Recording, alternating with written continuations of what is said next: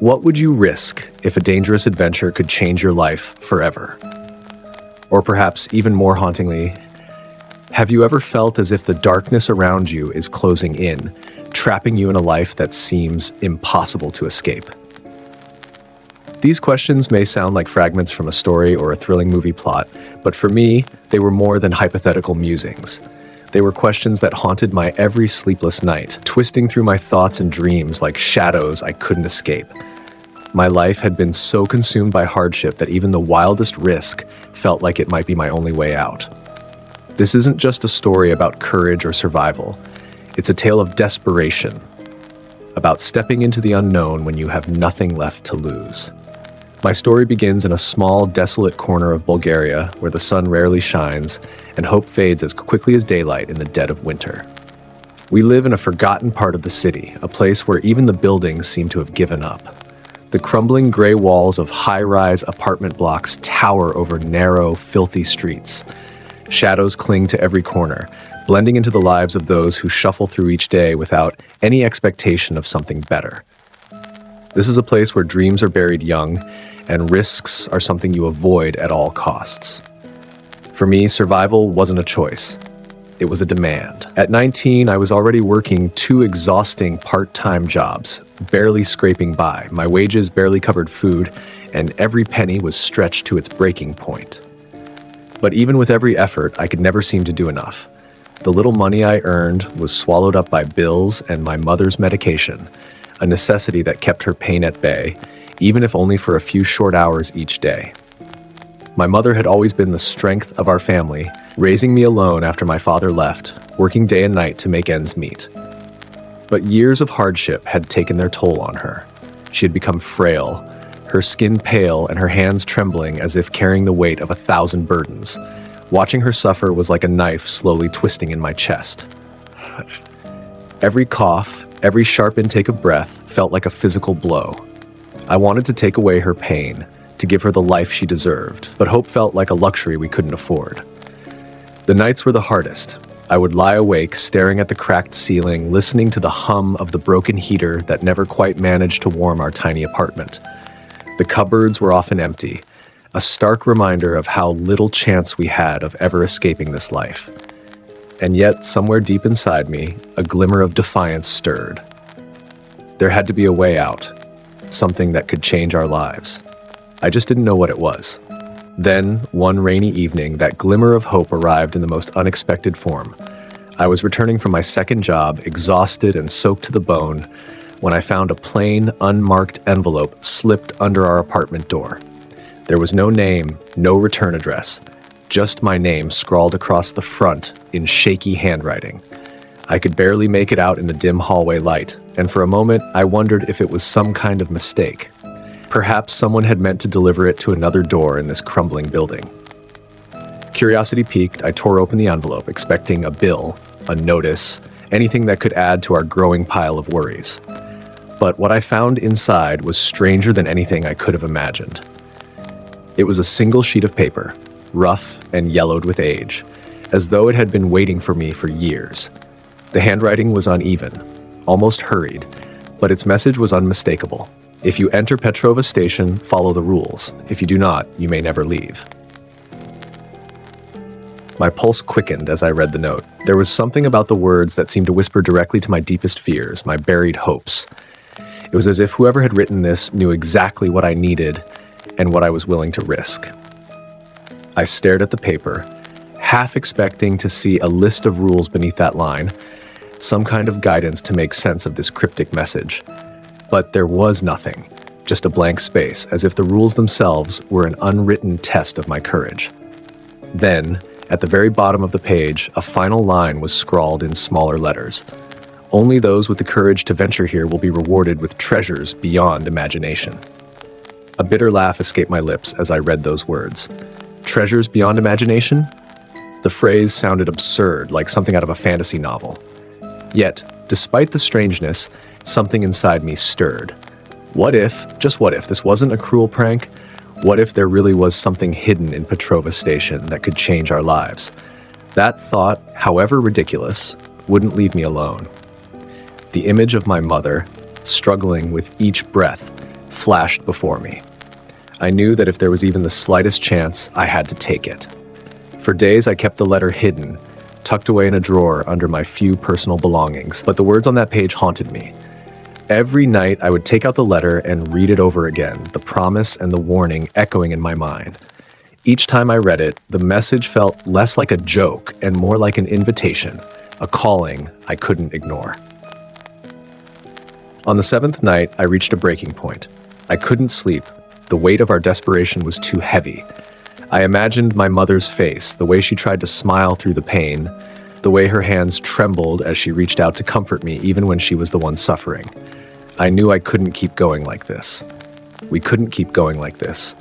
The thought of entering Petrova Station terrified me, but the thought of watching my mother fade away without doing something, anything, was worse.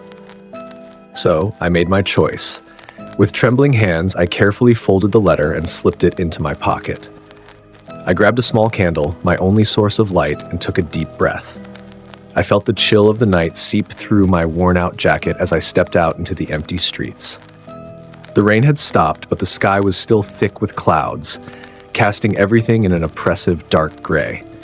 It felt as though the city itself was holding its breath, waiting. The path to Petrova Station was a lonely one, winding through streets that few people ventured into at this hour. As I walked, the buildings seemed to loom closer, their dark windows staring down at me like silent witnesses to my folly. In the distance, I could hear the faint sound of traffic, the occasional shout of someone too far gone in drink or despair.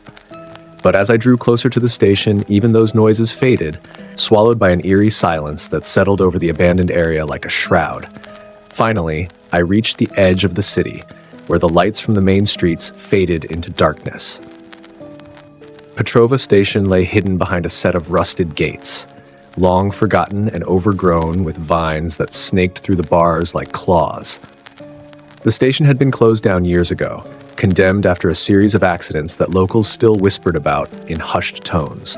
Some said it was cursed, haunted by the souls of those who had died in its dark tunnels.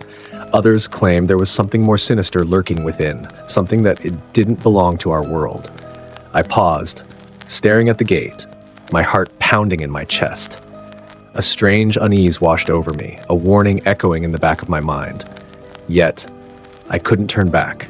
The letter in my pocket felt like a weight urging me forward, whispering promises of a better life. With one final glance at the city lights in the distance, I pushed open the gate.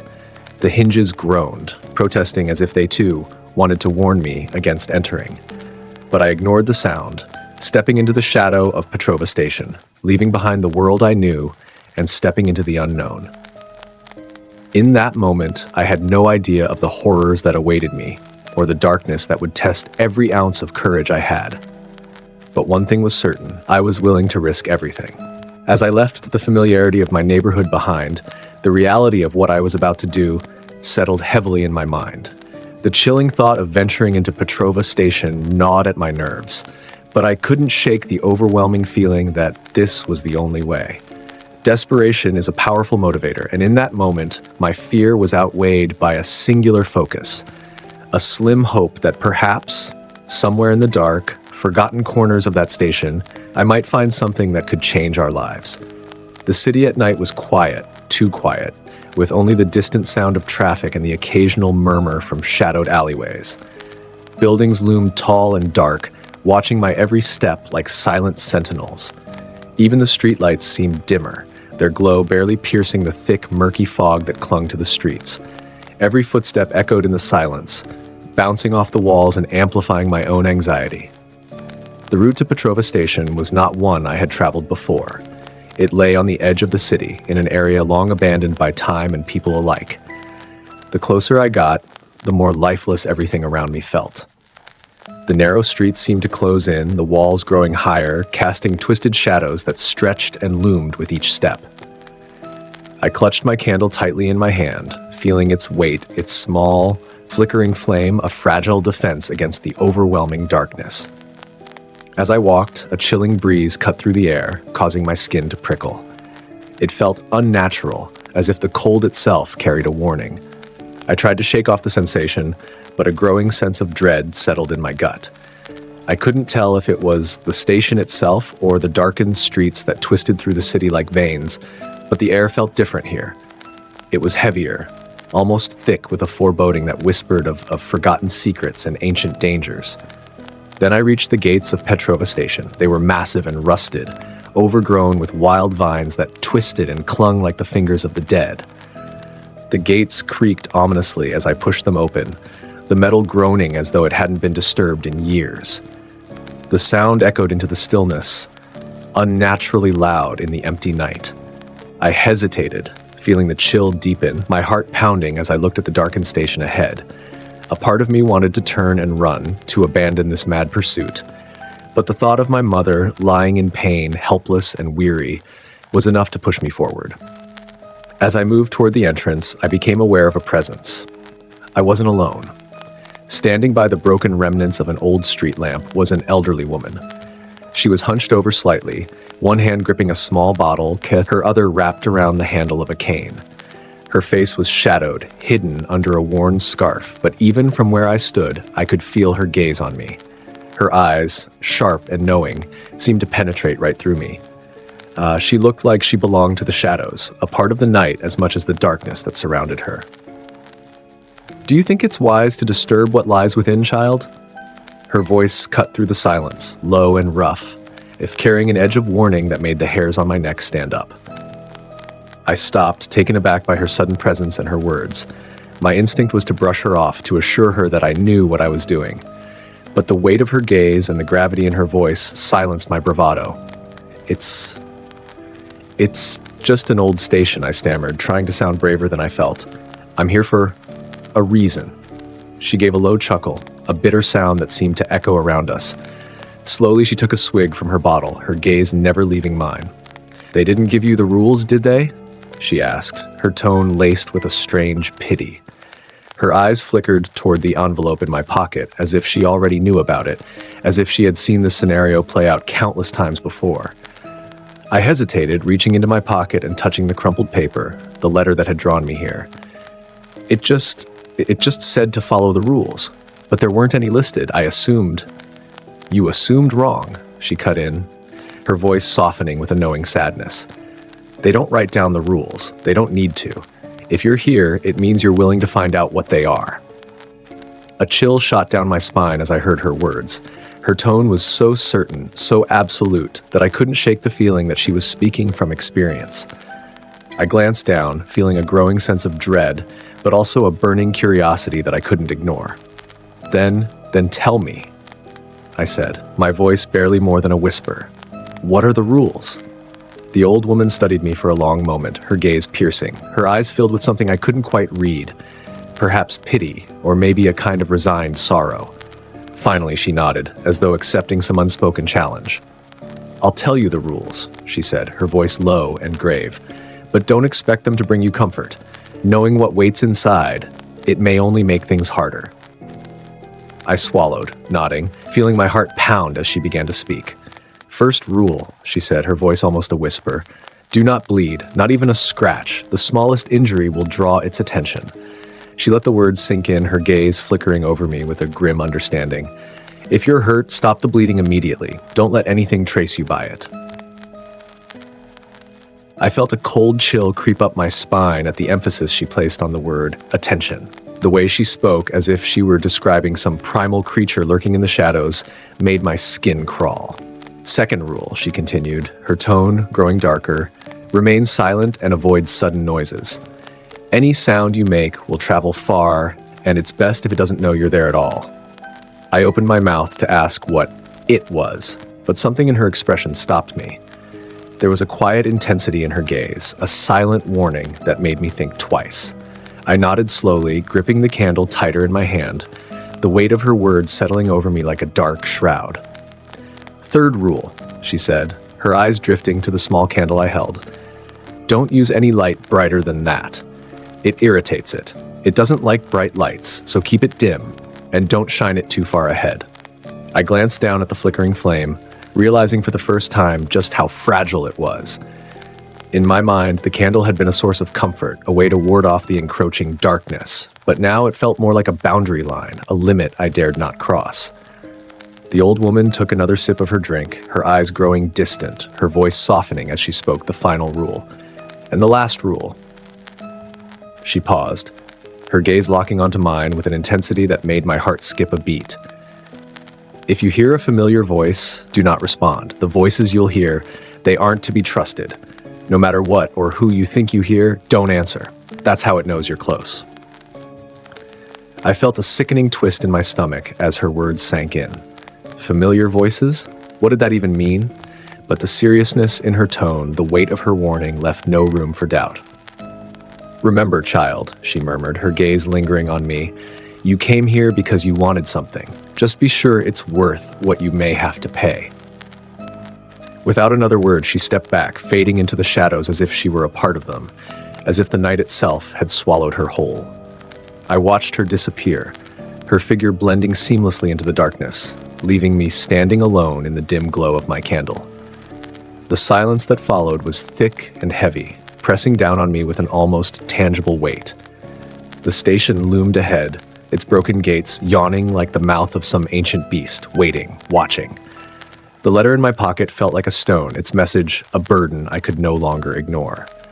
I took a deep breath, her words echoing in my mind, each rule carving itself into my memory. Don't bleed, remain silent, keep the light dim, ignore the voices. Each rule seemed simple enough, but the implications left me feeling as though I were about to step into something far beyond my understanding. Every instinct screamed at me to turn back, to abandon this foolish quest. But the thought of my mother, of her suffering and the life we could never escape, filled me with a steely resolve. I took a tentative step forward, feeling the chill of the station's entrance seep into my bones. The darkness stretched before me, silent and foreboding, and as I raised my candle, its faint glow barely penetrated the inky black. The air felt different here, colder, thicker, as though the shadows were alive, pressing in around me with an unseen force. And yet, despite the fear clawing at my heart, I pressed on, each step taking me deeper into the unknown. With every passing moment, the old woman's words echoed in my mind, a litany of warnings that felt both fragile and unbreakable. I didn't know what awaited me in Petrova Station, but I was no longer the same person who had set out that night. The rules she had given me were more than mere words. They were a lifeline, a thread of hope in the darkness. As I ventured forward, I realized that this wasn't just a journey for some promised reward. This was a test of courage, of resilience, of the lengths I was willing to go to for the people I loved. And in that moment, standing at the threshold of the unknown, I understood that there was no turning back. The night seemed to close in around me, the silence amplifying every beat of my heart, every tremor in my hands. And as I took another step into the shadows, I clung to the old woman's words, her warnings, her rules, with a fierce determination. For better or worse, my fate was sealed. The oppressive silence wrapped around me like a suffocating blanket as I stood at the station's threshold, the old woman's dire warnings reverberating in my mind. Her voice hung heavy, each word a chilling decree, not mere advice, but a binding covenant that would dictate my very survival. Each rule, though seemingly simple, bore the weight of life and death, and as I contemplated their implications, a paralyzing fear gnawed at my insides. I knew that violating even one could unleash horrors beyond my most harrowing nightmares. The first rule echoed ominously in my thoughts. The old woman had said it with a weight that made it feel more than just a guideline. It was an unbreakable law. The idea of blood, something as simple as a cut, held an almost mystical danger here. I looked at my hands, clenching them into fists, suddenly aware of how fragile I was, how easily the human body could betray itself. I thought back to her eyes, that hard glint of warning, and understood that the slightest injury would expose me, would act like a beacon in the dark. Whatever lurked in the shadows of this place, it was attuned to blood, drawn to it like a moth to a flame. Her voice, gravely and low, had emphasized this point in a way that sent chills through me. "If you're hurt, stop the bleeding immediately. Don't let anything trace you by it," she had said. And in that moment, I could picture it. Some unseen, predatory presence lurking in the dark, its senses sharp, waiting, hungering. The thought alone sent a shiver through me, and I instinctively pulled my jacket closer, as if it could shield me from the unknown dangers that lay ahead. The second rule seemed straightforward, but as I gazed into the yawning darkness of the station, the true weight of silence pressed upon me. The old woman had spoken of noise as though it were a malevolent force, capable of invoking unspeakable horrors.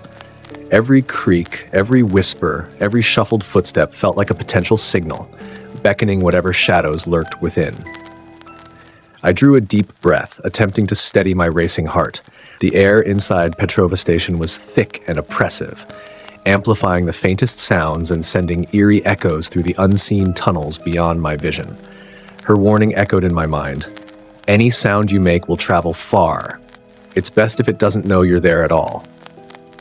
I pictured my own voice or the scrape of my shoe bouncing off the cracked walls, alerting the darkness to my presence. There was a primal terror in this rule, an instinctual fear that I was invading a realm not meant for the living.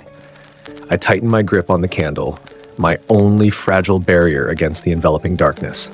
Silence had transcended mere preference. It had become my lifeline. This place demanded it, demanded reverence for its empty void.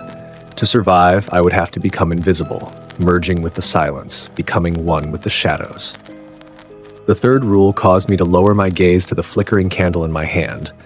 Its small, delicate flame seemed almost feeble against the thick, encroaching shadows.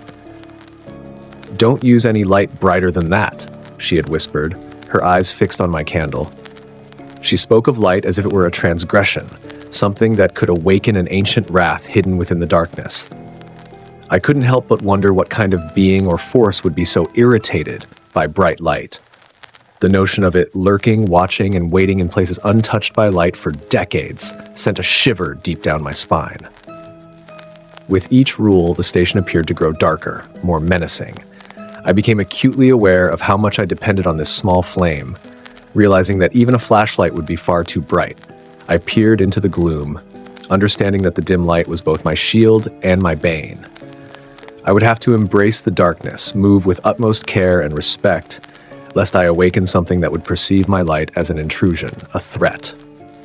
The final rule felt like the most haunting of all. Her gaze drifted past me, her eyes distant, as if seeing something long ago. But something changed. There were incidents, people disappearing, strange noises coming from the tunnels.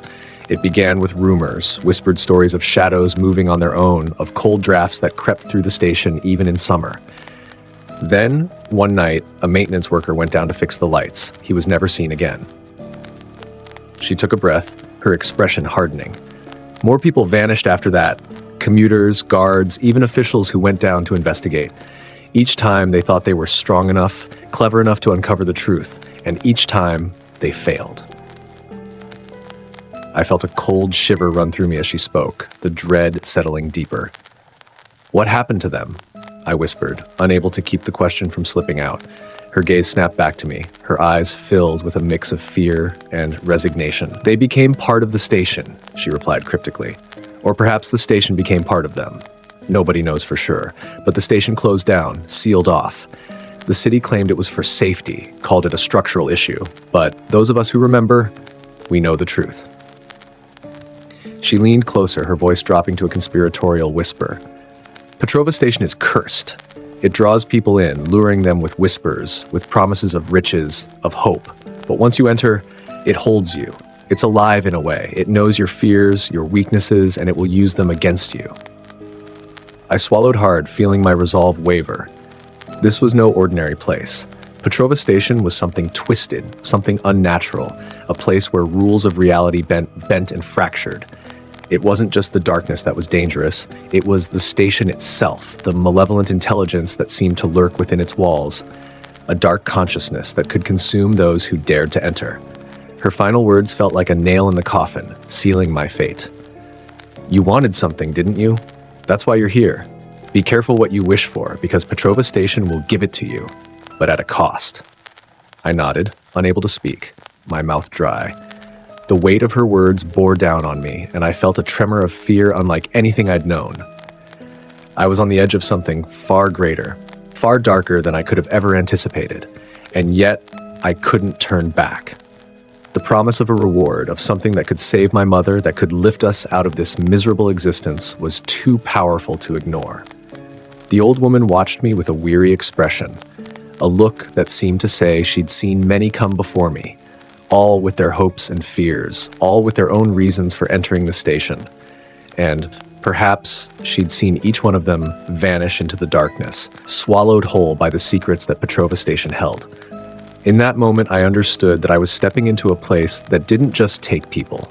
It took their hopes, their desires, their very souls, feeding on them, using them to lure others into its endless depths. And with each step I would take, I'd be gambling with my life and my sanity. As I turned back toward the entrance, her words still echoing in my mind, I took a deep breath, steadying myself. I knew that every step from here on was a step deeper into the unknown, into a place where survival meant following rules crafted not by humans, but by something far darker. And so, with the rules etched into my memory and a heart weighed down by fear, I crossed the threshold into Petrova Station, ready to face whatever lay within, knowing full well that this might be a one-way journey into darkness. The final rule felt the most haunting of all. "If you hear a familiar voice, do not respond," she had whispered, her eyes brimming with a sorrowful knowing.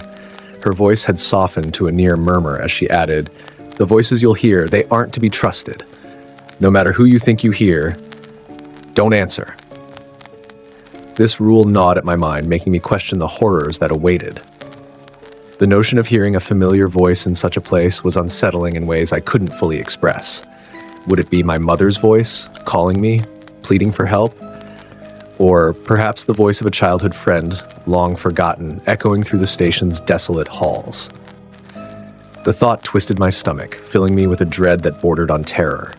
The idea of hearing those I loved, their voices warped and hollow, attempting to lure me deeper into the station's darkness. It was like descending into a living nightmare. There was a sinister depth to this final rule, a darkness that suggested Petrova Station could invade my mind, extracting memories, emotions, and voices to manipulate me. It implied something beyond mere physical danger. It hinted that this place possessed a consciousness, a malevolent intelligence capable of deception and manipulation. That realization was more terrifying than any lurking monster. The old woman's words hung over me like a shroud, casting a shadow over every thought. Each rule was a chain, binding me to a path of caution, silence, and fear. I felt the weight of her warnings pressing down on me, her voice lingering in my mind like an incantation designed to ward off the evil that resided within. As if sensing my need for more, she continued, her voice dropping even lower, almost as if she feared the very walls might hear her. "There was a time," she began, "when Petrova Station was just another bustling part of the city. People came and went, hurrying along their way, never knowing the shadows that lay beneath their feet." Stepping into Petrova Station felt like crossing a boundary between worlds. The air inside was thick and stale, laden with an earthy dampness that clung to my skin. I could hear the steady drip of water echoing from somewhere deep in the tunnels, each drop a metronome marking my descent into this forsaken place. The faint glow of my candle illuminated only a small, trembling circle around me, casting elongated shadows along the cracked walls and fractured floor tiles. Beyond that thin halo of light, darkness reigned, dense and suffocating like a living shroud that seemed to pulse with a quiet malevolence. The walls were lined with old posters, their colors long faded, the paper peeling and curling like dead leaves. Some advertised concerts, others showed faces of missing persons, a haunting reminder of the lives that had been lost or forgotten here. The walls themselves were covered in grime, layered with years of dust and decay. The tiled surfaces were cracked, with chunks missing, revealing the raw cement beneath. There was graffiti too, scrawled in languages and symbols I didn't recognize. Some of it scratched deep into the walls as if by someone desperate to leave a mark, a plea for help or perhaps a warning. The tunnel stretched on, a narrow passage that seemed to wind deeper and deeper, its shadows lengthening and twisting with every step. I couldn't shake the feeling that the station was alive, that it was watching me. The silence was oppressive, interrupted only by the faint, rhythmic sound of dripping water. Occasionally I thought I heard the soft scurrying of rats in the dark corners, their claws scratching against the cracked tiles. But it was more than that. There was a feeling of something unseen lurking just beyond the edge of my candlelight, something waiting, watching. Suddenly, my heart leapt as a figure stepped into the dim glow of my candle. I took a sharp intake of breath, almost letting out a gasp, but forced myself to stay silent. A man, about my age, or maybe a little older, stood there, grinning as if he'd been expecting me. "Didn't expect to see anyone else down here," he said, his voice loud enough to make me wince. It echoed down the tunnel, bouncing off the walls in a way that felt unnatural, jarring against the oppressive silence. I raised a finger to my lips, glancing around nervously, feeling the weight of the rules bearing down on me. "Keep your voice down," I whispered, my tone tense and cautious. "It's safer that way." The man, who introduced himself as Igor, rolled his eyes and gave me a smirk that bordered on mocking. There was a recklessness in his demeanor, a careless attitude that instantly put me on edge. He didn't seem to share my sense of caution. In fact, he appeared almost amused by my fear. "You really believe all that?" he asked, his tone dismissive as he casually glanced around the station. "Rules, monsters. It's just an old station, mate. It's just a spooky story they tell to keep kids away. You really think there's something lurking down here?" His nonchalance twisted my stomach with unease. It was clear he didn't take this place seriously, viewing it as some kind of adventure or game. But for me, this was no game. The old woman's warnings were etched into my mind, her voice lingering like a haunting echo. "I'd rather not take any chances," I replied, my voice low and firm. "I've heard enough about this place to know that it's better to be cautious." Igor shrugged, still grinning, as if he found the whole situation amusing. "Suit yourself," he said, waving his hand dismissively. "But I'm not going to tiptoe around like some scared rabbit. There's something valuable down here, something worth taking a few risks for, and I'm not going to let a few ghost stories stop me." I felt a flicker of irritation, but forced myself to stay calm. Igor's recklessness was dangerous, and a growing sense of dread built in my chest. I didn't want to be responsible for anyone else, but something about his careless attitude made me feel compelled to keep an eye on him. As we moved deeper into the station, his behavior only grew more reckless. He laughed loudly, his voice echoing through the tunnels, each sound making my heart pound harder. I tried to warn him, to remind him of the rules, but he brushed off my words with a dismissive wave, clearly unbothered by the tension that hung heavy in the air. At one point, he pulled out a flashlight, flicking it on and waving it around carelessly. The bright beam cut through the darkness, illuminating the walls and casting harsh shadows that danced and twisted in ways that felt wrong. I reached out, grabbing his arm and whispering urgently, "Turn that off! The light, it's not safe!" The man, who introduced himself as Igor, laughed, rolling his eyes at my concern. "The old woman's got you spooked, huh? It's just a flashlight. There's no monster down here that's going to care about a little light." But I could feel it, the shift in the air. The station seemed to breathe, the darkness pressing in, agitated and restless. I sensed that Igor's actions were stirring something that didn't appreciate our presence. I could almost feel eyes on us, watching from the shadows, drawn to the disturbance we were causing.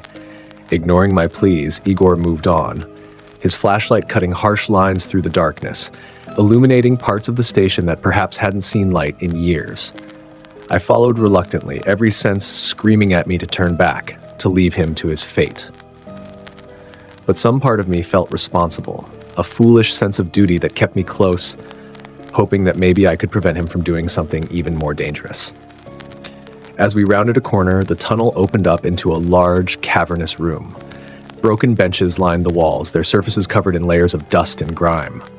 Old advertisements for long-forgotten products hung in tatters, their words faded and distorted.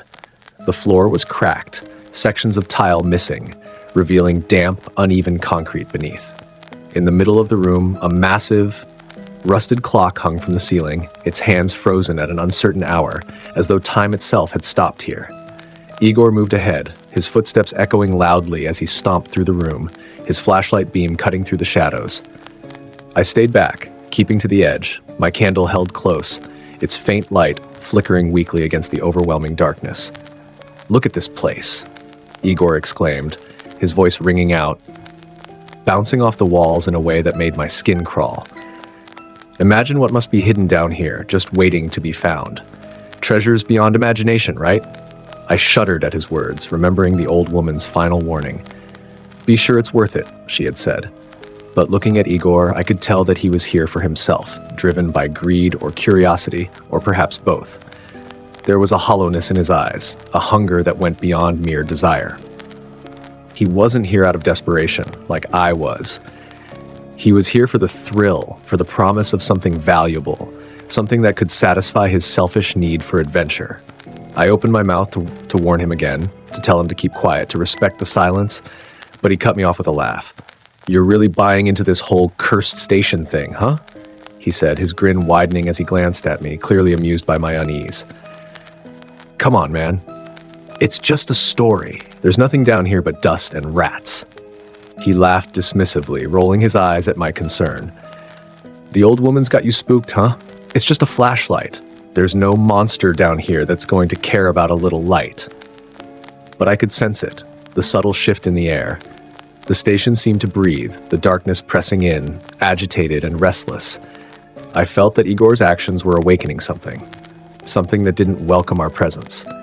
It was as if unseen eyes were fixed upon us, watching from the shadows, drawn to the disturbance we were creating. Despite my pleas, Igor continued forward, his flashlight slicing harsh lines through the darkness, illuminating sections of the station that likely hadn't been touched by light in years. I followed hesitantly, every fiber of my being urging me to turn back, to leave him to his fate. Yet a part of me felt compelled, a foolish sense of duty that kept me close, hoping that perhaps I could avert him from delving into something even more perilous. As we rounded a corner, the tunnel opened up into a large, cavernous room. Broken benches lined the walls, their surfaces covered in layers of dust and grime. Old advertisements for long-forgotten products hung in tatters, their words faded and distorted. The floor was cracked, sections of tile missing, revealing damp, uneven concrete beneath. In the middle of the room, a massive, rusted clock hung from the ceiling, its hands frozen at an uncertain hour, as though time itself had stopped here. Igor moved ahead, his footsteps echoing loudly as he stomped through the room, his flashlight beam cutting through the shadows. I stayed back, keeping to the edge, my candle held close, its faint light flickering weakly against the overwhelming darkness. "Look at this place," Igor exclaimed, his voice ringing out, bouncing off the walls in a way that made my skin crawl. "Imagine what must be hidden down here, just waiting to be found. Treasures beyond imagination, right?" I shuddered at his words, remembering the old woman's final warning. "Be sure it's worth it," she had said. But looking at Igor, I could tell that he was here for himself, driven by greed or curiosity, or perhaps both. There was a hollowness in his eyes, a hunger that went beyond mere desire.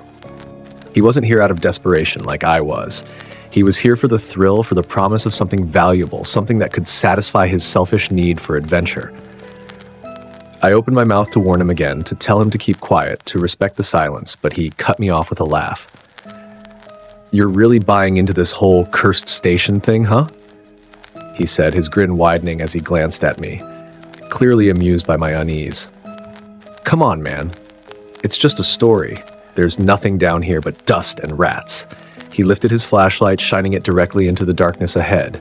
The beam cut through the shadows, illuminating the far wall, where strange markings were etched into the stone. They looked like symbols, jagged and crude, as if carved by someone in a frenzy. I felt a chill run down my spine as I took in the markings, a sense of foreboding settling over me. "Let's go," I whispered, my voice tight with fear. "We shouldn't be here." But Igor just scoffed, moving closer to the wall, his fingers tracing the symbols with a casual curiosity. "Relax, man. There's nothing to worry about. It's just old graffiti." Suddenly, his hand slipped, and he let out a hiss of pain. He pulled his hand back, revealing a thin line of blood beating along his palm where he'd scraped it against the rough stone. My heart sank, dread flooding my veins as I stared at the tiny smear of blood on his hand. The old woman's warning rang in my ears. "Do not bleed." I reached out, grabbing his arm, my voice a harsh whisper. "You're bleeding," I said, barely able to keep the panic from my voice. "We have to stop it, now." But Igor just rolled his eyes, wiping his hand on his pants with a dismissive shrug. "It's just a scratch. You're acting like it's the end of the world." But to me, it felt like it was. The atmosphere shifted, the darkness thickening, pressing in around us as if in response to the scent of blood. I could feel something change, something unseen and malevolent stirring in the shadows. I heard it then, a soft, almost inaudible sniffing sound as if something were inhaling, savoring the faint scent of blood in the air. My grip tightened on Igor's arm, my voice barely more than a whisper. "We need to go. Now." But he shook me off, his face contorting with irritation. "You're being paranoid," he snapped, lifting his flashlight and shining it around the room as if to prove his point. "There's nothing here but dust and rats." Just then, a shadow moved at the edge of the light, a fleeting glimpse of something that slithered away before I could fully see it. My blood ran cold, my heart pounding as I realized that we were no longer alone. The sniffing grew louder, closer, an eerie sound that filled the room, echoing off the walls like a haunting melody. Igor's face paled, his cocky grin fading as he finally understood the danger we were in.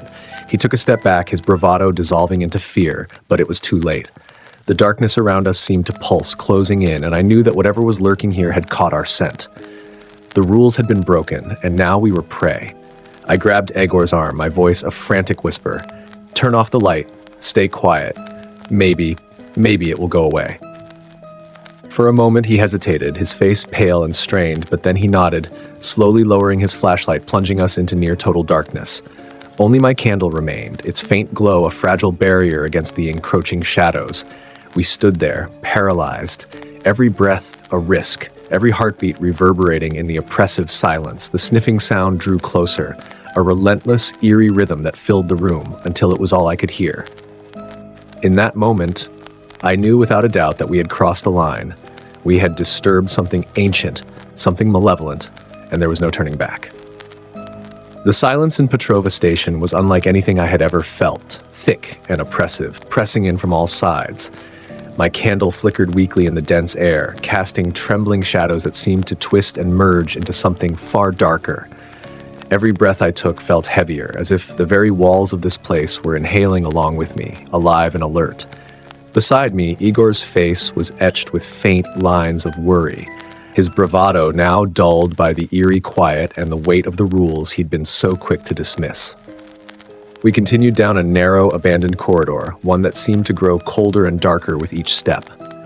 The ground underfoot was slippery with a damp grime, and broken shards of glass and metal poked up through the filth, catching the faint glow of my candlelight. I noticed that the walls here bore strange, jagged symbols, marks that looked like claw scratches and are old and deep, as if left there by someone, or something, desperate to escape. My stomach churned at the thought of what might have caused them. After a while, we entered a small, alcove-like room off the main corridor, hidden behind layers of dust and broken wood. I noticed an old, leather-bound book lying on the floor, half buried beneath a pile of debris. Its cover was cracked and worn, the once rich leather faded with age. Curiosity tinged with dread tugged at me, and I knelt down, brushing away the dust with trembling fingers. Igor stood off to the side, uninterested, his flashlight in hand as he peered into the darkness beyond. Flipping open the cover, I found brittle pages filled with hurried handwriting, each line crowded with frantic words. It looked like a journal kept by someone who had likely wandered to this very station years ago. The early entries described Petrova Station as it had once been, a bustling place filled with life and the hum of people coming and going. But as I skimmed further, the tone of the entries shifted, growing darker, more frantic. The writers spoke of a strange presence, something they could feel watching from the shadows, a force that seemed to grow stronger the deeper they ventured into the station. They wrote of sounds, faint, distant echoes, scratching noises, whispers that carried no source. And then, the writer mentioned a smell, one that seemed to trigger something dark and primal in this presence. A metallic tang, sharp and sickly, that clung to the air in places where they'd suffered small injuries. The final entries were written in jagged, almost illegible scrawl, detailing the writer's horror as they realized what they were facing. There were references to a creature, a thing they called the lurker or the shadow, a being that seemed to live within the walls, bound to the shadows, drawn to the scent of blood. They described it as a creature of pure hunger, a predator that stalked anyone who bled within its territory. The last words chilled me to the bone. If you're reading this, leave. Do not bleed. Silence is your only ally. It can smell you, sense your every movement. Once it catches your scent, it will find you. I am already as good as dead. A shiver ran down my spine and I snapped the journal shut, clutching it to my chest as I stood up, the words still racing through my mind. I turned to Igor, my voice a harsh whisper. "We need to get out of here," I said, unable to mask the fear that trembled in my voice. "This place, it's not just abandoned. There's something here, something dangerous. I just read about it. There's something in the walls, in the darkness, that hunts those who bleed." Igor scoffed, his expression a mixture of annoyance and amusement. "You're letting an old diary scare you? Come on, there's no creature here. This is just an old station, nothing more. The only thing we'll find down here is dust." But his words did little to ease my fear. The atmosphere around us had shifted, and I could feel it. I could feel eyes on me, feel the shadows pressing closer. My instincts screamed at me to turn back, to abandon this foolish quest. But before I could insist, Igor shrugged and started walking further down the tunnel, his flashlight cutting through the darkness. "Suit yourself," he said over his shoulder. "But I didn't come all this way to leave empty-handed." Reluctantly, I followed, clutching the journal like a lifeline, its pages heavy with warnings that now seemed more real than ever. We walked in tense silence, the darkness around us growing thicker, the air colder. The distant drip of water had grown louder, a steady rhythm that seemed to echo through the station like a countdown. My senses were on high alert, every sound amplified, every shadow a potential threat. The journal's words haunted me, and I found myself glancing at Igor, hoping he would exercise caution, but his posture remained casual, his flashlight swinging carelessly from side to side.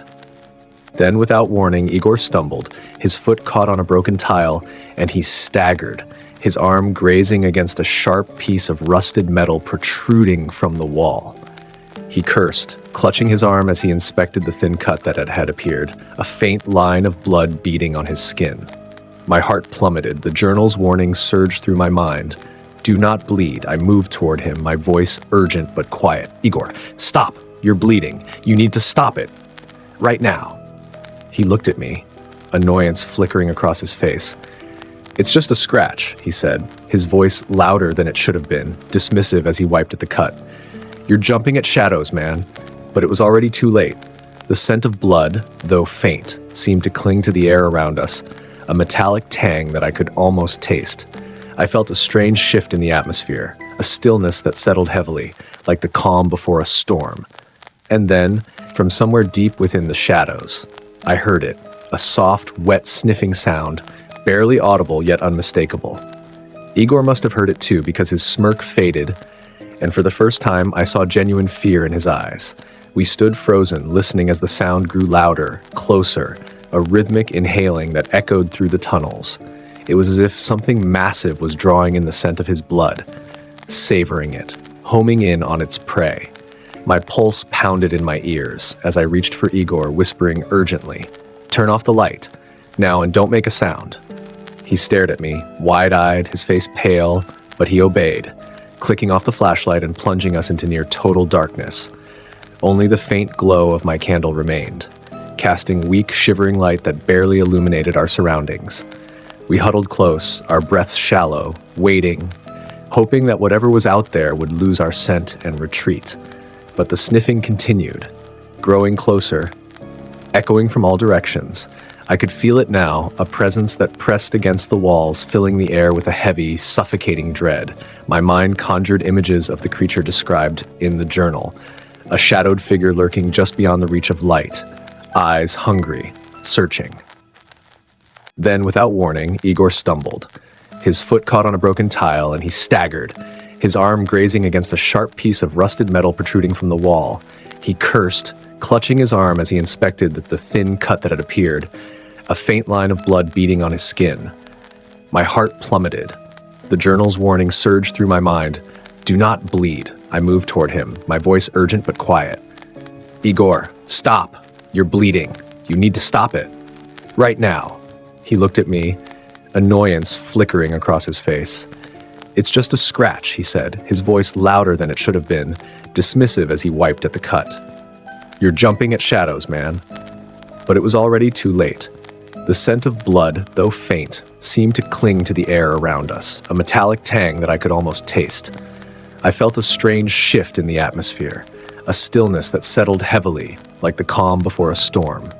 And then, from somewhere deep within the shadows, I heard it, a soft, wet sniffing sound, barely audible, yet unmistakable.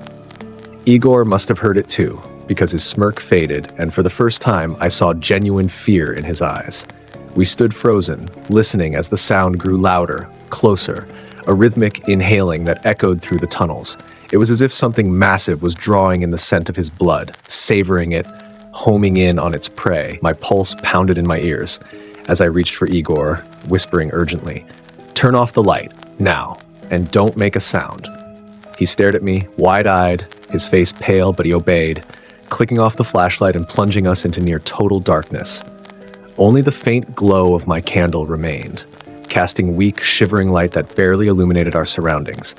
We huddled close, our breaths shallow, waiting, hoping that whatever was out there would lose our scent and retreat.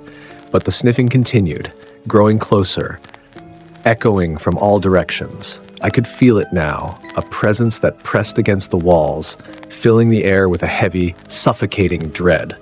My mind conjured images of the creature described in the journal, a shadowed figure lurking just beyond the reach of light, eyes hungry, searching. As the creature continued its horrific assault, I fought to keep control over my fear, forcing myself to stay silent, to remain still. Igor's body went limp in the creature's grasp, his wide eyes fixed in a haunting stare, the life fading from them as the darkness consumed him. I felt a surge of nausea, a raw and primal terror clawing at my insides, but I clenched my jaw, willing myself to stay quiet, to go unnoticed. The creature paused, lifting its head from Igor's lifeless body. I could barely make out its outline, a shadow within shadows, but I could feel its presence, its awareness. My candle's faint glow flickered erratically, casting just enough light to catch the glint of its eyes, pale, soulless, and filled with a hunger that seemed endless. It sniffed the air again, that sick, guttural sound reverberating through the tunnel as it searched, as if sensing there was more to hunt. I held my breath, every muscle in my body taut, as the creature took a step forward, its head swiveling in my direction. For a heart-stopping moment, its eyes seemed to lock onto me, those pale orbs peering into the darkness where I stood. I could feel its gaze like a physical weight pressing against my chest, and I fought the urge to run, knowing that the slightest movement could mean my end. Then, as if deciding I wasn't worth its time, it turned away, dragging Igor's body back into the shadows, its massive claws scraping against the floor with a dreadful grinding sound. The darkness closed around it, swallowing both the creature and its prey, leaving only the faint, wet trail of blood on the tiles. My knees nearly buckled as I finally released the breath I'd been holding. I was alone again, but the terror lingered, thick and suffocating, as if the creature's presence had seeped into the very walls of the station. I wanted to run, to leave this place and never look back.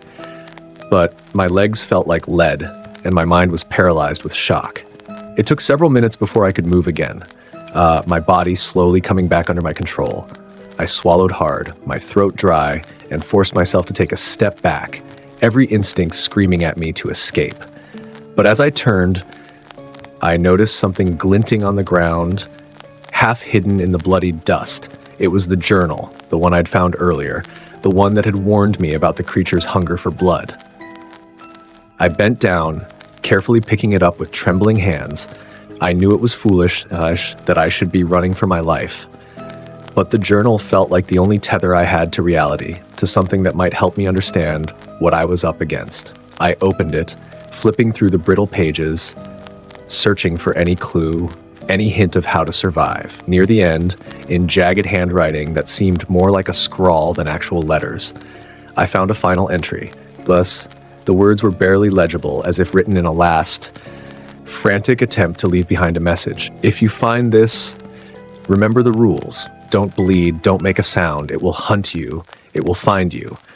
But if you can reach the surface, if you can leave the darkness, you might escape. The light, the dawn, it hates the dawn. The words sank in, a cold spark of hope flaring to life within me. The creature was bound to the darkness, to the shadows of the station. If I could make it to the surface, if I could reach the dawn, I might have a chance. But the journey ahead felt insurmountable, a maze of tunnels and corridors filled with unseen horrors, with that creature lurking somewhere in the depths, hunting anything that dared bleed within its domain. I stood up, clutching the journal like a lifeline, and turned back the way I'd come. Each step felt like a risk. A gamble against the silence that could betray me at any moment. The station seemed even darker now, every shadow a potential hiding place for the creature. Every faint echo a reminder of the fate that awaited me if I made even the slightest mistake. As I crept down the corridor, the memory of Igor's fate burned vividly in my mind. A grim warning of what could happen if I let fear or desperation cloud my judgment. The creature's image lingered. Etched into my thoughts, a being of shadow and hunger, bound to the darkness yet all too real. I moved carefully, my candle casting the faintest glow, barely illuminating the path ahead. But it was enough to guide my steps without drawing too much attention. The journey felt endless, every corner a new horror waiting to reveal itself. The dripping of water, the distant creaks, the hum of forgotten machines, they all seemed amplified, twisting together to form a symphony of dread that threatened to unravel me with each step. But the thought of escaping, of reaching the dawn, was enough to push me forward, to keep my mind focused. After what felt like hours of navigating through the twisting corridors, I finally saw a faint light ahead, a small, pale glimmer filtering through the darkness. Hope surged within me as I quickened my pace, careful to keep my steps quiet, my breath shallow. The light grew brighter as I drew closer, revealing the outline of an old staircase leading upward, toward the surface, toward freedom. But as I reached the bottom of the stairs, I heard it, the soft, guttural sniffing, echoing from somewhere behind me. My heart stopped, the blood draining from my face as I realized that the creature had followed my trail. I could feel its presence like a cold shadow creeping closer, an inevitability that I couldn't escape. With no other choice, I began to ascend the stairs, each step agonizingly slow, each movement a balance between speed and silence. The creature's sniffing grew louder, a steady, rhythmic sound that sent waves of terror through my body.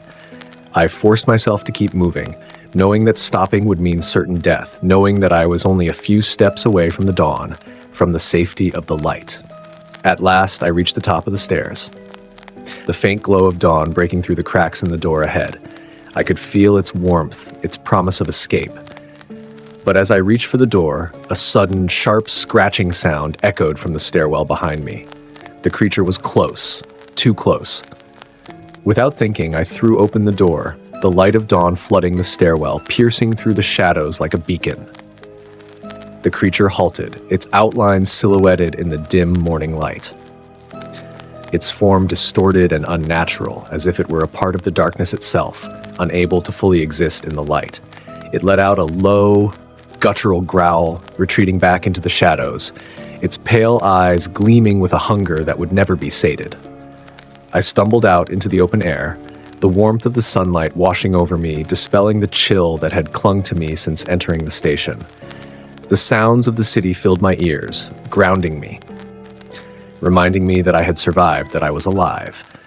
But as I looked back at the door, at the darkness that still lingered beyond, I knew that Petrova Station would remain a place of horror, a place where the rules of reality were twisted, where shadows held secrets and creatures of darkness waited to hunt anyone foolish enough to bleed within their realm.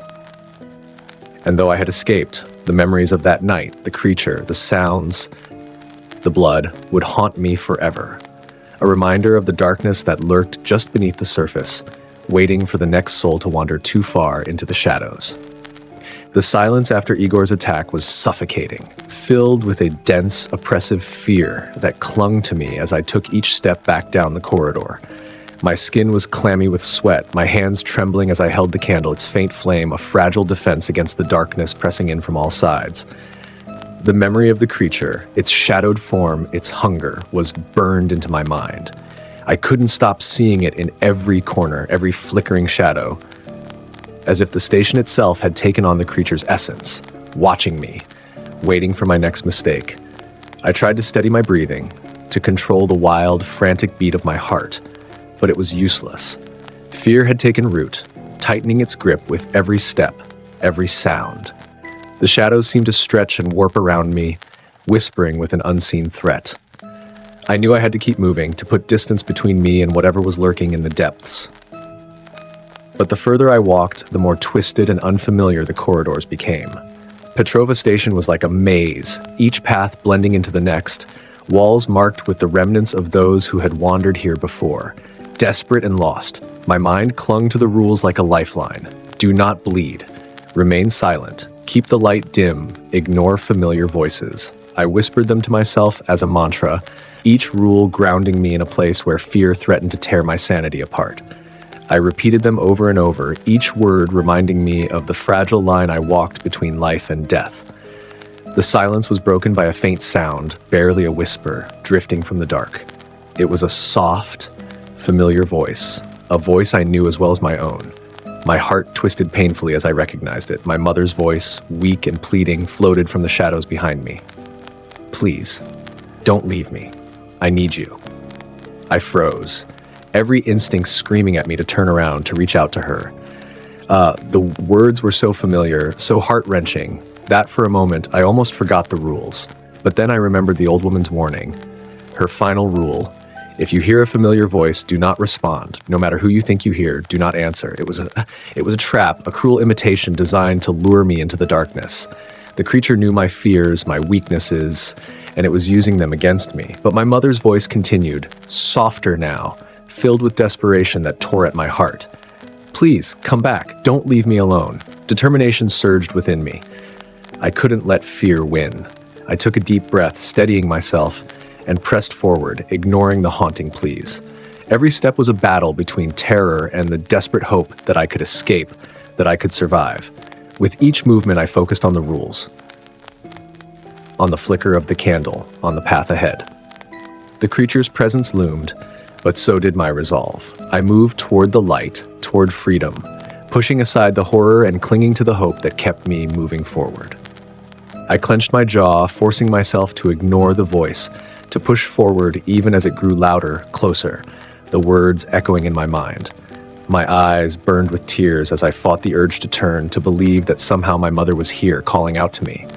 But I knew it was a lie, a twisted game the creature was playing to trap me, to draw me back into its lair. I whispered the rules again, gripping the candle tighter, focusing on each step as I forced myself forward, ignoring the desperate pleas that clawed at my heart. The voice faded slowly, replaced by the hollow silence of the station, but its weight lingered, a raw ache that tore at my mind. I could feel the creature watching, lurking just out of sight, waiting for me to falter. My only hope was to keep moving, to avoid any sound, any mistake that would give away my position. The corridors twisted and turned, each path blurring into the next, as if the station itself was changing, reshaping to keep me trapped. But in the flickering glow of my candle, I caught sight of something glinting at the end of a long, narrow hallway. My heart leapt with a mixture of hope and suspicion. I knew the station was full of traps, illusions meant to draw in the unwary. But this was different. The object seemed real, solid, not a mirage or a shadow. Cautiously I approached, each step slow and deliberate, my eyes fixed on the faint glimmer ahead. As I drew closer, I realized it was a small, ornate box, intricately carved from dark wood, its surface decorated with delicate patterns that glowed faintly in the dim light. It was small enough to fit in my hand, yet there was a weight to it, a sense of significance that seemed to resonate with something deep inside me. My fingers tingled as I reached out, almost hesitant, feeling as if I were on the verge of something monumental. I picked up the box, its surface cold and smooth beneath my fingertips, the intricate carvings rough against my skin. There was a strange warmth emanating from within, as if the box held something alive, something powerful. I couldn't help but wonder if this was the treasure the letter had spoken of, the reward for those with the courage to venture into Petrova Station.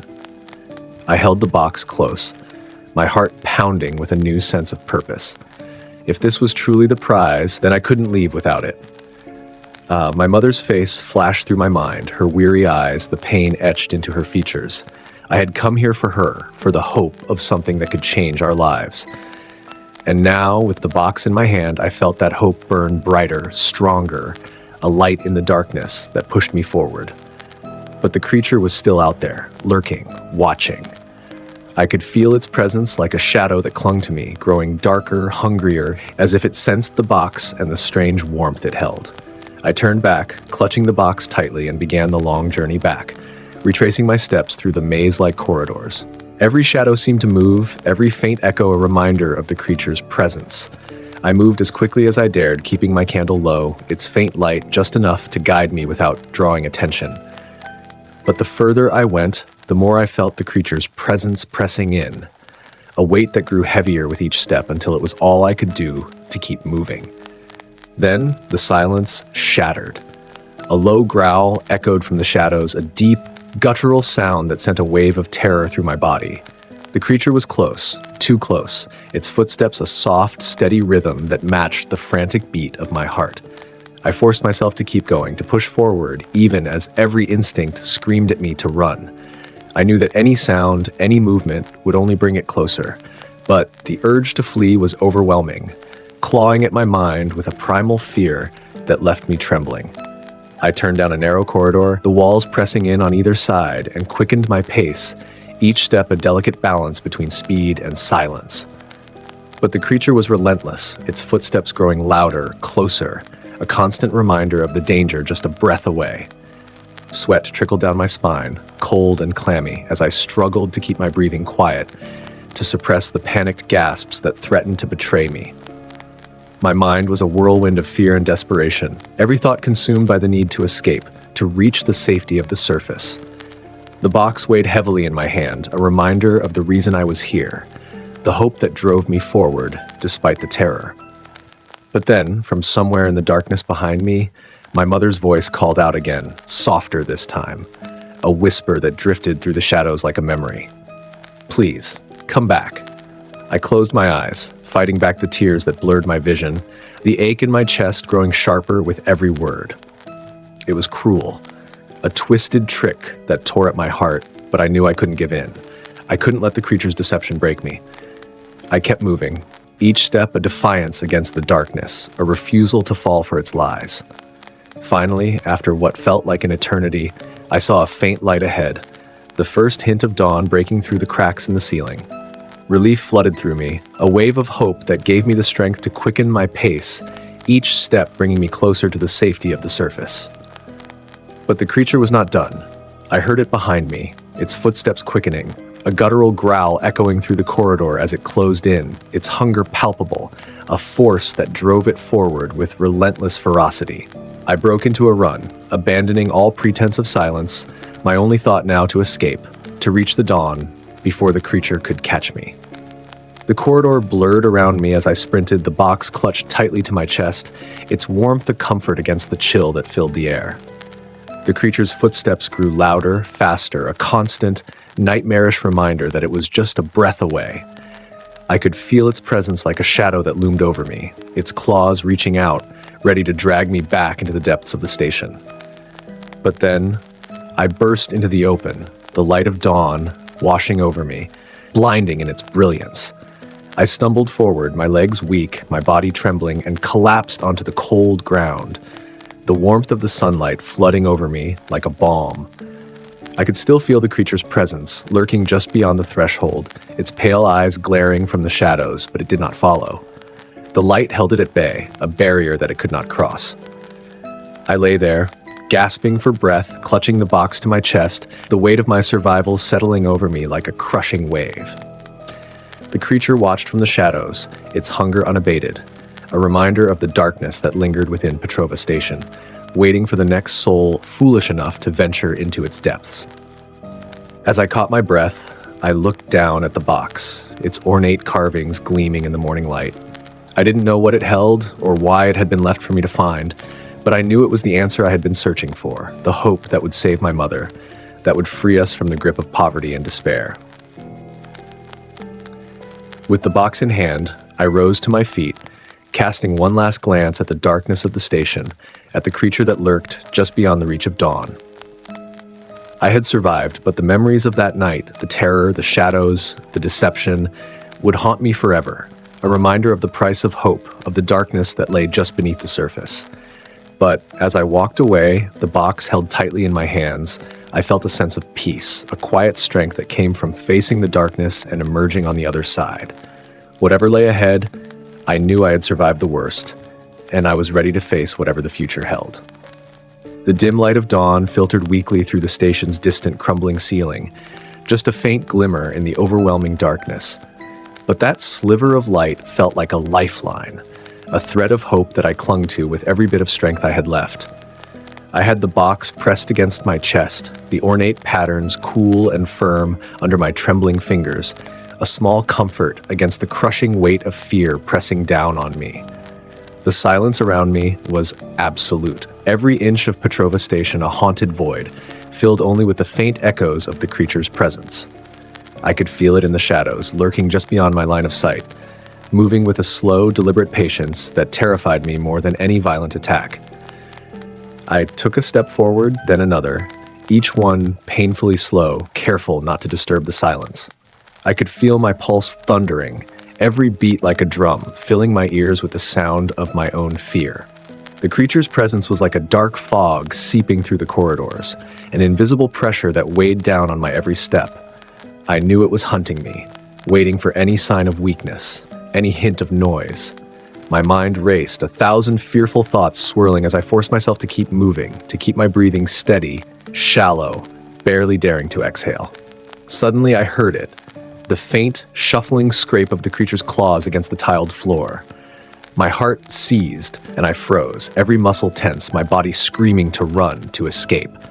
But I held my ground, biting down on my lip to keep from making a sound, to avoid betraying myself to the monster just beyond the veil of darkness. The scraping grew louder, closer, filling the silence with a dreadful rhythm that made my blood run cold. I tightened my grip on the box, feeling its edges press into my palms, the pain grounding me, keeping me focused as I forced myself to stay calm. I could hear the creature sniffing, a low, guttural sound that echoed through the corridor, a reminder that it could smell fear, that it knew I was here. My legs felt weak, every instinct screaming at me to run, but I knew that one wrong move, one careless step, would be enough to end me. I took a step forward, my movements slow, deliberate, each step measured against the sound of the creature's approach. My mind clung to the faint light ahead, the promise of freedom, of life, as I made my way through the twisting corridors. After what felt like hours of creeping forward, I finally reached the bottom of the staircase that led to the surface. The pale dawn light filtered down, casting faint shadows along the cracked tiles, illuminating the path like a beacon. I could feel my chest tightening, the rush of hope and fear intertwining as I looked up, each step up the stairs a step closer to freedom. But as I began to climb, the creature let out a low, guttural snarl, a sound that filled the air with a chilling finality. I could feel it moving, faster now, no longer content to lurk in the shadows. It was coming for me, and it would not stop until it had me in its grasp. Panic surged through me, a wild, frantic terror that broke through my careful control. I quickened my pace, each step louder, faster, as I scrambled up the stairs, my breath coming in sharp, ragged gasps. The creature's growls grew louder, echoing through the station as it chased me, relentless, a dark shadow that loomed over every step. The light grew brighter as I reached the top of the stairs, the dawn spilling over me like a wave, blinding and beautiful. I could feel its warmth, the promise of safety, as I burst through the final door, stumbling out into the open air, the morning light washing over me like a baptism. It was like stepping from a nightmare into a dream, a release from the suffocating grip of the station's darkness. But the creature was still behind me, its shadow stretching across the ground, a lingering reminder of the horror that I had left behind. It growled, a deep, guttural sound filled with frustration, rage, as it stopped at the threshold, unable to cross into the light. I could feel its eyes on me, cold and empty, watching as I escaped, a silent promise that it would remember, that it would wait. I collapsed onto the ground, my body shaking with exhaustion, every muscle trembling with relief. The box was still in my hands, the ornate carvings pressing into my skin, a reminder of the reason I had survived, of the hope that had pushed me forward. I took a deep breath, filling my lungs with the crisp morning air, the sounds of the waking city filling my ears, grounding me in the reality I had fought so hard to return to. The weight of the night's events pressed down on me, a tidal wave of emotion that threatened to overwhelm me as I lay there, the sun's warmth seeping into my skin, washing away the chill that had settled into my bones. I looked back at the entrance to the station, the dark doorway that led down into the abyss, a doorway that would forever hold the shadows, the horrors of Petrova Station. But I had escaped. I was alive, and I had the box, my mother's salvation, our chance at a new life. I didn't know what was inside, but I knew, deep down, that it was something powerful, something worth every moment of fear, every brush with death. I rose slowly, unsteady, my body aching from the strain, but my spirit renewed, strengthened by the ordeal I had survived. As I walked away from the station, the box held tightly in my hands. I felt a sense of closure, a quiet determination that filled me with a peace I hadn't felt in years. Petrova Station was behind me, its darkness a memory that would haunt me but no longer hold me captive. With each step, I felt a profound relief wash over me, my body aching from the ordeal, yet my spirit buoyed by the breaking dawn. The weight of the past was lifting as I moved forward, the morning light gently guiding my way. The city stirred around me, unaware of the hidden horrors beneath its streets, the lurking shadows in forgotten places. Yet, I held on to the truth, a steadfast reminder of the darkness that once overshadowed my path. As I neared home, the world brightened, colors becoming sharper, each moment and breath tinged with newfound clarity and preciousness. I had escaped the depths, the creature, the deceptions of Petrova Station, returning with what I had sought most, a chance, a hope for a brighter future. Looking down at the box in my hands, its intricate carvings gleaming in the early light, I realized that whatever was inside was enough. It was worth every step through the darkness, every whispered fear, every moment of doubt. It stood as proof that I had survived, that I had confronted the shadows and emerged whole. As I opened the door to my home, the box held close to my heart. I felt a surge of gratitude and a quiet strength that filled me with peace. The journey had ended, the battle won, and I was home. When I finally reached home, exhausted and carrying the weight of everything I'd been through, I was greeted by the quiet stillness of our small, worn apartment. My mother lay on her bed, her face pale and tired, the signs of illness etched into her skin. She stirred when I entered, her eyes opening weakly to see me standing in the doorway. I managed a small smile, my heart swelling with relief to be back, to be alive, to have something to offer her. The ornate box, the strange treasure I had risked everything for, was still in my hands, cool and heavy, a testament to the journey that had changed me forever. With trembling hands, I brought the box to her bedside and carefully opened it, not entirely sure what I would find inside. But as the lid lifted, a soft, warm glow emanated from within, illuminating the delicate vials and ancient herbs carefully wrapped inside, each one looking untouched by time. There was something almost sacred about it, as if it held the last fragments of hope and healing, as if it were meant to be here for her. I didn't understand what each item was or how they had been preserved so perfectly, but I knew instinctively that these were what my mother needed. As I helped her drink from one of the vials, her eyes grew brighter, her breathing steadier. She reached for my hand, her fingers warming as she squeezed mine. Day by day, with the use of each remedy within the box, she began to regain her strength.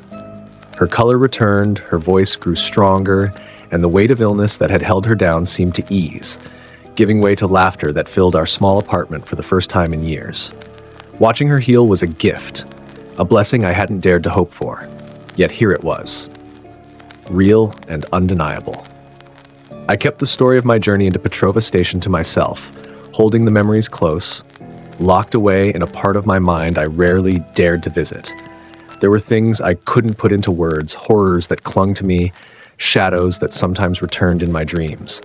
How could I tell her about the creature, about the darkness, about how I had nearly lost myself to the fear and despair of that place? It was a burden I chose to carry alone, a reminder of the price I had paid, the strength I had found in the depths of my fear. But as I watched my mother's recovery, something inside me shifted. The fear and trauma slowly began to give way to a sense of purpose, a realization of the true value of what I had gained. This journey had shown me that the smallest spark of hope could be enough to light the way, even in the darkest places. The box was more than a physical reward. It was a symbol of sacrifice, of the power of resilience, and of the lengths we go to for the people we love. I had faced my fears, braved the unknown, and emerged stronger. In that, I found a quiet strength, a deeper sense of who I was and what I could endure. As the days unfolded, I often found myself contemplating the profound experiences I had endured. The haunting memories of that shadowed, distorted place remained vivid, with the survival rules I adhered to deeply ingrained in my consciousness. Don't bleed. Stay silent. Keep the light dim. Don't answer familiar voices. These directives were not just guidelines for survival, but delicate boundaries that separated life from death. They imparted wisdom that transcended my time at Petrova Station, offering lessons applicable to the very essence of living. Don't bleed served as more than a mere physical admonition. It was a call to safeguard my inner self, to shield my vulnerabilities in environments where they could be exploited or where darkness might take root. In the broader spectrum of life, there are moments, people, and circumstances where revealing too much can make us susceptible. This principle underscored the importance of setting boundaries, of discerning carefully where and how I shared my fears and weaknesses. Stay silent taught me the virtues of caution and heightened awareness. It was a reminder to listen more than I spoke, to observe before taking action. Within the station, sound could spell doom, signaling my presence to potential predators. Similarly, in life, I discovered that silence often holds more power than words, that attentive listening can unveil truths and insights that might otherwise go unnoticed. This lesson encouraged me to act with intention, to weigh the significance of each word and every action thoughtfully. Keep the light dim embodied humility and respect for forces beyond my control. Excessive light in the station was perilous, inviting the darkness and breaching the protective boundaries. This taught me that in life, humility and caution are paramount, and sometimes the safest path is one of subtlety and quiet movement, honoring the spaces around us. It was a lesson in restraint, recognizing when to step back rather than thrusting myself into situations I didn't fully comprehend. Don't answer familiar voices was the most challenging rule to internalize, both in the station and in my life. It cautioned against deception and the peril of seeking comfort in ways that could lead to harm. I realized that not everything that seems familiar or comforting is safe, and sometimes our own minds can betray us, drawing us into traps built on our deepest desires and fears. This rule encouraged me to question, to look beyond surface appearances, and to trust my instincts when they signaled manipulation. Each of these rules embodied deeper truths, lessons that I carry with me, not just as memories from that harrowing time, but as guiding principles for life. I survived the darkness by adhering to these rules, by finding the strength to overcome fear and endure the unknown. Through this journey, I learned that courage isn't the absence of fear, but the resilience to move forward despite it, to confront the shadows with determination rather than surrender. This newfound perspective fills me with hope and gratitude, shaping a more courageous and resilient outlook on life. My mother's recovery was the gift that had made every moment of terror worth it, every step into the unknown justified. She grew stronger with each passing day, her laughter filling our home, her spirit revitalized. Seeing her smile, hearing her voice, felt like a balm, healing the parts of me that had been broken in Petrova Station. She would never know the horrors I had faced, the creature I had escaped, but her presence was enough to remind me of why I had done it, why I had risked everything. In the end, Petrova Station was more than a place. It was a test, a crucible that had forged me anew. It had stripped away my illusions, confronted me with my deepest fears, and forced me to choose survival over surrender. And in that choice, I had discovered a strength I hadn't known I possessed, a resilience that I could carry with me through any darkness. As I looked at my mother, now strong and vibrant, I felt a profound sense of gratitude, a realization that the smallest acts of courage, the tiniest sparks of hope, could indeed change lives. I had gone into Petrova Station with nothing but a desperate dream, a hope so fragile it had barely survived the weight of my fear. But that hope had led me through the darkest of places, guiding me, sustaining me, until I had returned with the means to heal the one person I loved most. This experience taught me that even in life's darkest moments, when everything feels lost, a glimmer of hope can be enough to keep us going. It reminded me that sacrifice, when driven by love, can overcome any fear, any obstacle. It showed me that courage doesn't come from an absence of fear, but from the decision to act in spite of it, to confront the unknown with a heart that refuses to give up. The darkness of Petrova Station would stay with me, a shadow in the corners of my mind, a reminder of the depths I had faced. But it would not define me. I had returned, not just to the light of dawn, but to the warmth of home, to the love that had driven me into that darkness. I had returned stronger, wiser, my soul tempered by the journey. In the end, Petrova Station had taught me the most important lesson of all, that we are all capable of enduring more than we realize, that the light within us is brighter than any shadow, and that the love we carry can guide us through even the darkest of places.